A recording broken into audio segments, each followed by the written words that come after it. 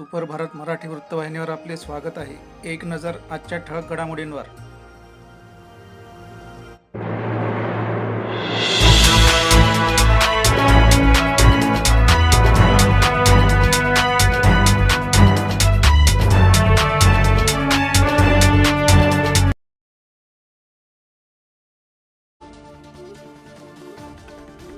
भुजबळांनी OBC Maratha समाजात वाद पेटवला। जरांगेंचा भुजबळांवरती हल्लाबोल। तर काहीही झालं तरी सगळे सोयऱ्यांची अंमलबजावणी करावीच लागेल, जरांगे मागणीवर ठाम।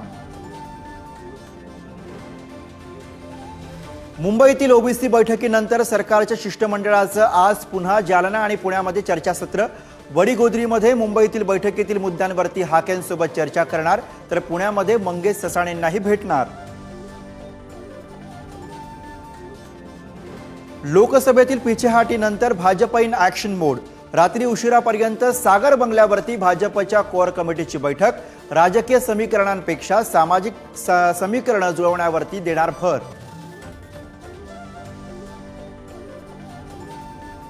पेपरफुटी विरोधात केंद्र सरकारचं मोठं पाऊल। परीक्षांमधील गैरप्रकार गैरव्यवहार रोखण्यासाठी कडक कायदा। दोषींना 10 वर्ष शिक्षा आणि 1 कोटी दंडाची तरतूद। यूजीसी नेट परीक्षेपाठोपाठ CSIR यूजीसी नेट परीक्षेतही गोंधळ। 3 दिवस शिल्लक असतानाच परीक्षा पुढे ढकलली। विद्यार्थ्यांच्या संतप्त प्रतिक्रिया उमटण्याची शक्यता।